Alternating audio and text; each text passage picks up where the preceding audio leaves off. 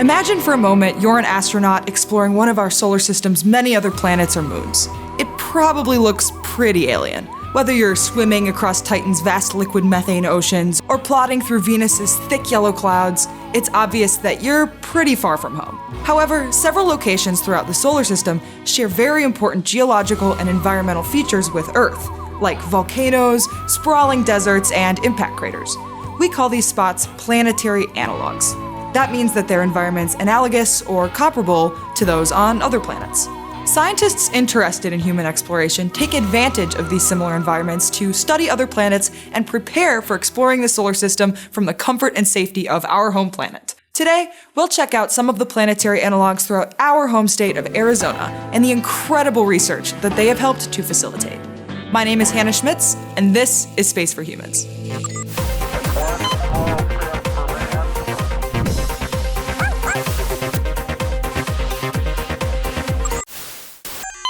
First, let's set our sights on the San Francisco Volcanic Field.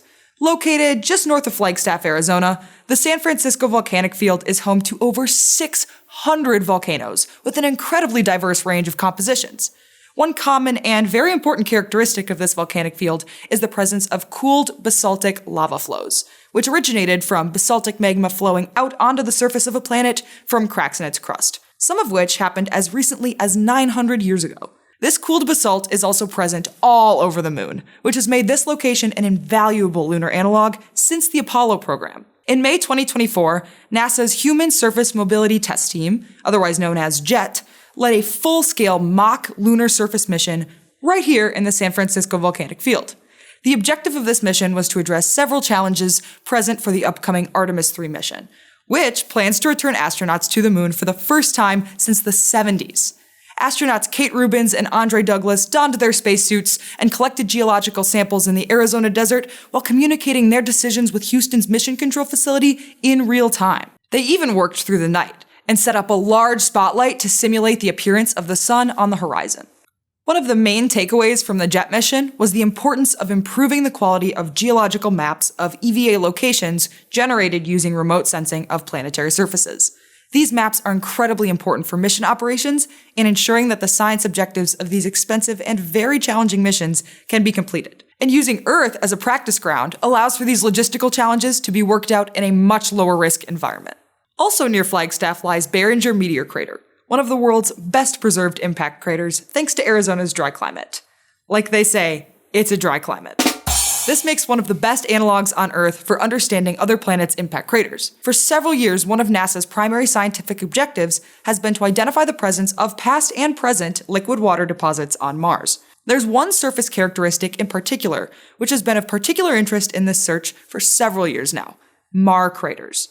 Mar craters form when volcanic magma interacts with groundwater, causing it to boil and build up pressure until an explosion occurs. In the mid-2000s, research began using remote sensing to collect data on Barringer Crater, a known impact crater, and El Elegante Crater in northern Mexico, a known Mar crater. Scientists used these data to determine which key differences between the two crater types were detectable by satellite, with the hopes of using the differences to characterize craters on Mars's surface. And in the years since, orbiter data has been used to identify Mar crater candidates on the Red Planet. These methods of improving remote sensing and mapping are not only useful for space applications. Improvements in remote sensing have several tangible benefits for all of us. Remote sensing is used to track forest fires, urban expansion, and even coral reefs. And developing better maps of desolate locations on Earth will make human exploration of our own world safer than ever. And these incredible locations aren't unique to Arizona. There are probably quite a few planetary analogs not too far from you.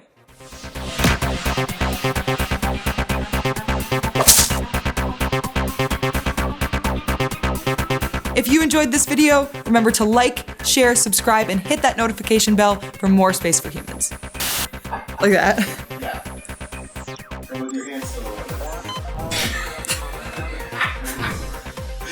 It's fine. Yeah, that's great. Okay.